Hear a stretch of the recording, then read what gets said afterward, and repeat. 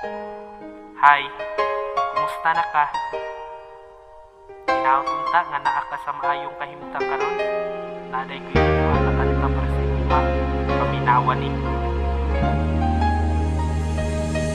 Usa ka babae nga giang kunan kog asawa, bisag dili pa mi kasal, nag-ipon naming duha ug nanginabuhi. Langgod sa pag-uma-uma, bisag gamay ra ug abot makakaon lang okay na. Ug sa dihang pila na gyud ka bulan ang nilabay, gusto nimo nga atong pag-ipon makasulay. Pudo kinabuhi nga tarong ka na bang ayahay, kay dili na gyud nimo makaya ang kalaay. Maong na desisyonan yun nimo ang mag-abroad, dali ra ko dito pang sulbad ranis akong kalisod. Nisugot po ko kay mauman ang imong gusto, basta pag-amping pirmi o pag-ampo sa Ginoo. Naabayay gahulat diri imong duha ka anak, gapangita sila ug mama sigira ug hilak. Pait ka ayo ning mahilayo ka sa atong pamilya, ang kalisod ug kapait ato ra lagi ning makaya.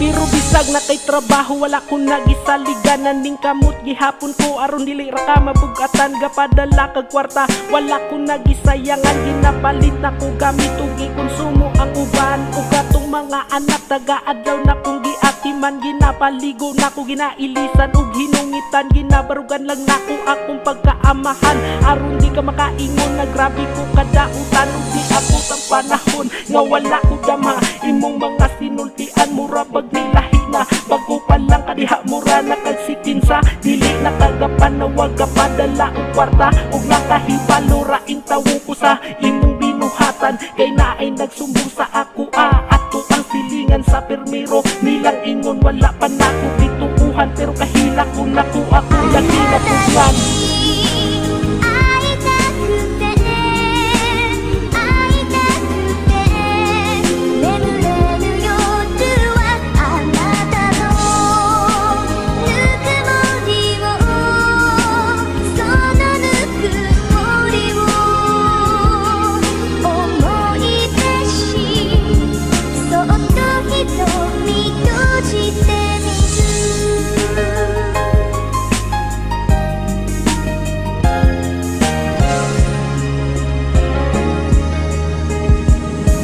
Nagtulo ako ang luha samtang akong mata nagpikit, kay nahibalan ako nga naakay kabit. Wala man ko nagbinuang nimo, pero ngano ikaw ra ang naguba sa atong mga plano. Bantog ra kay lahi na kanade kay gikabisihan. Pag race din nimo uwag ready ay imong giatiman. Dihara ka ug wala na kay angay pangbalikan. Atong mga anak ako ning paningkamutan nga pahuman ug eskwela og dili papasmuhan. Maunay pinakadako sayop nimo sa kalibutan. Wala gyud nimo timan ni imong anak nagulat, pero ilang mama sus waras kabit nag-inigat. Grabe po kanu wala gyud nimo huna-hunaa. Importante pa ba ang uwag kaysa imong pamilya? Maong atong mga anak sa imo dili na ganahan, ug karon wala na kanila gilangan.